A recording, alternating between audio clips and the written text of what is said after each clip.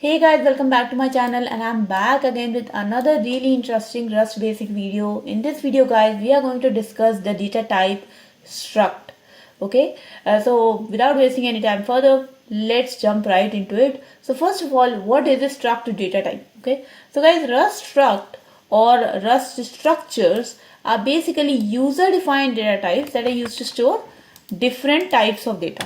Okay, so what do you mean by user defined data types, right? So we know that there are certain primitive data types like string, like integer, like unsigned integer, etc., etc. But we want to create our own data type. Okay, let's say there is this two variables that we have. One is name, which is a string variable, and let's say I assign the name to it super lazy coder, right? And one is another variable, let's say it says subscribers, and this is an integer variable having value 1000, let's say, right? So here name is a string type of variable, subscribers is an integer type of variables, and both are primitive data types.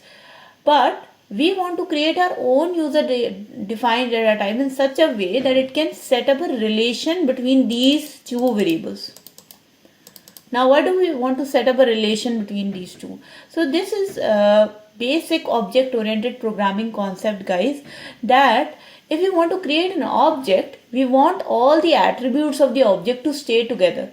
So here you can see that these values, name and subscribers, are basically attributes of a YouTuber, right? So if there is a YouTuber, obviously they are going to have a name and they are going to have certain number of subscribers. So these are attributes of a YouTuber object.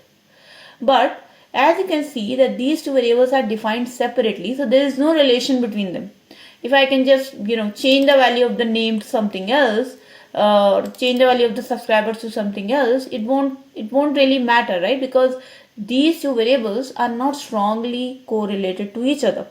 They are separate in their own programming space. So that's why we need user defined data types that can club the related variables together, bind them together in a sort of a way that they can be accessed together as well, right? So that's why we need structs, and this is also a short description about the object oriented programming concept. Now, for those who are not still following me, I will explain you with the help of an example, right? So first of all, you can see that these are the two values, right? Name, subscribers, let's say videos, so the number of videos, okay, 300, something like that. Now we have these three variables. They are all attributes of a YouTuber. Now we want to bind them together in a single object instead of just creating the variables, all over the programming space. So how can I do that with the help of struct? So first of all, I'm going to use the keyword struct, and then as I told you that we are going to create our own data type. Now this data type is going to have all these three attributes, and these three are the attributes of a YouTuber. So let me name my struct or my user defined data type as YouTuber. Okay, this becomes my structure template name, my user defined data type name. Now I'll just define these curly braces, and inside these curly braces I'm going to write all the attributes that I want this data type object to have. And what are the attributes? Simple.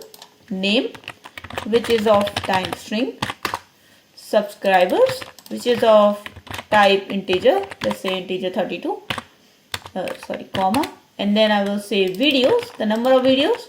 So let's say this is also integer of type 32, or let's say U8, and then obviously subscribers are also going to be positive, so U32, right? So these are the three values, three attributes that a YouTuber type object can have. So let's say if I create a variable that is of data type YouTuber, these three are the attributes that that object can have, that variable can have. How to create a variable of data type YouTuber, or to create a variable of data type which is of a type struct? Pretty straightforward. What you can do is first of all use the keyword let, and write down the name of that variable. Let's say I want to define a super lazy coder YouTuber. So super lazy coder is my YouTuber. So obviously it is of data type YouTuber as well. So I can obviously do this thing YouTuber and then assign it.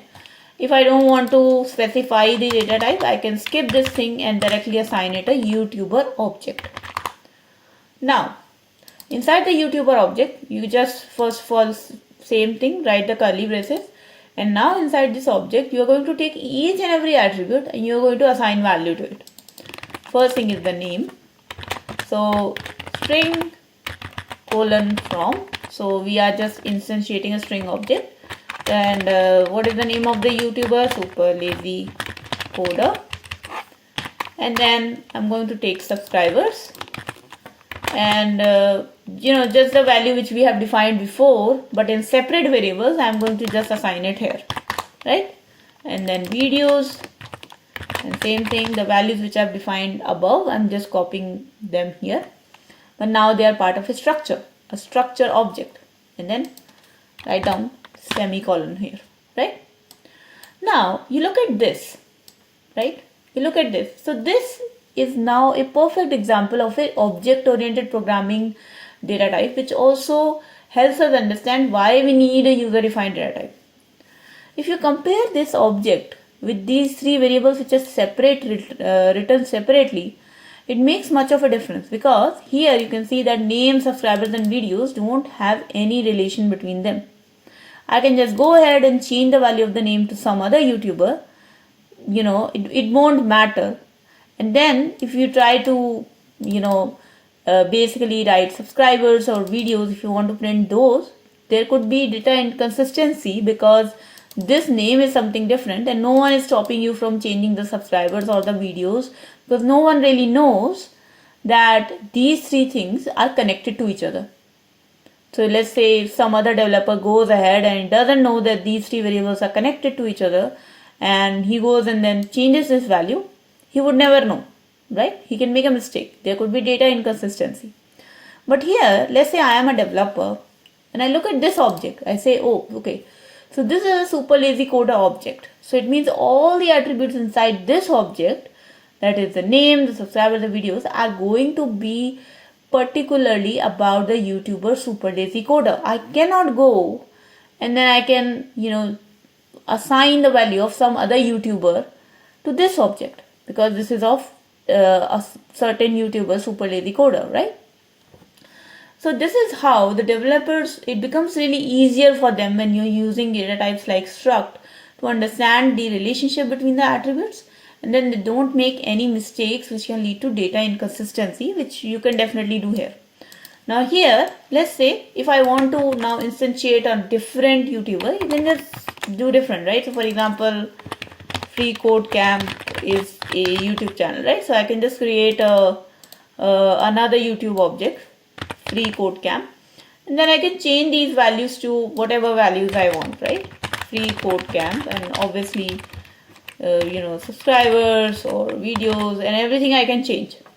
But here, when the developer will come and he will look at this code, he would never really change the value of this YouTuber to something which is not true for this YouTuber, okay? Because he would know that these values are bound to this YouTuber and these values are bound to this YouTuber.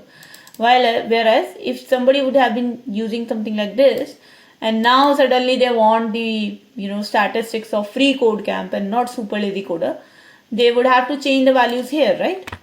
Let's say I change the value here, but I forgot to change the subscribers and the videos. Now it led to data inconsistency, which would not happen here, right? So that is why, guys, that we need user-defined data types, so that we understand the relationship between all the attributes, between different types of objects, and basic object-oriented programming concept is there, okay?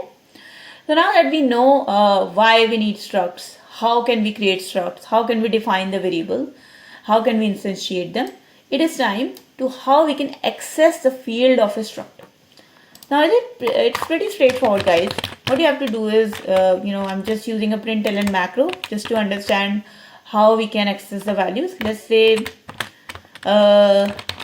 YouTuber, and then I will say name equals to curly braces, subscribers equals to curly braces, videos equals to curly braces, right? Now to access the value, it is pretty straightforward. Take the object, use the dot notation, the dot and then the attribute name. So name dot attribute is subscribers and then name and dot attribute is videos, right? Semicolon. Let's run this code to see if it works for us. Okay, it's taking a little bit of time. Oh, okay. Sorry, my bad. I forgot to make it. Okay, this is U38, so I can't have. Let's make it U32. I can't store 300 in it. That was my bad, guys. Sorry about that. But now you can see that the code works perfectly. It is printing the YouTuber name, subscribers and the number of videos. And it's pretty straightforward. You are just using a dot notation to access it, right? So now we know how we can create a structure. We can access the fields of a structure. Now how we can destruct a struct user-defined data type. Now to destruct it's pretty straightforward, guys. So what you can do is you can just write this data type here. So let's say this is a YouTuber data type. That is what we want to destruct. And then what are the attributes inside it?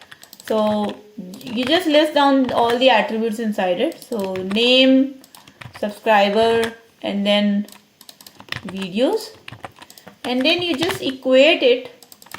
So you just put equal to and the object. Okay. So what's gonna happen now that this super lazy coder object is actually destructured into a set of these variables: name, subscribers, and videos. Right. So if now I remove this and then I simply use these variables: name, subscribers, and videos, then the code will still work for me. You can see that it still works for me because what I have done is I have destructured, or I have broken down the fields of a data type into these smaller variables, and I can just directly access them if I want to. Okay. And obviously, guys, if you want to mutate the value of a struct, then you can just write mute, and then you just use super lazy coder dot. Let's say if the subscribers change, so let's say the subscribers change from 1000 to 1020, and now if you run it, you will see that now the subscriber value has changed because you have used a mute keyword, and now you are able to mutate the object as well. Okay, so that's just like any other data type. So that was it, guys. That was about Rust struct and how we can use it, what are the benefits of it. I hope this video was informative for you guys. If you did learn something from it, then please do not forget to like this video and share this video with your friends. If you have any questions, comments, suggestions, feedback for me, please do write down in the comment section below. Would be really happy to read them. And then, guys, if you have not yet subscribed to my channel, then I highly request you to please do subscribe and hit the bell icon for future notifications of more such programming and coding related videos. I'll see you guys in the next video, guys. Until then, take care and bye bye.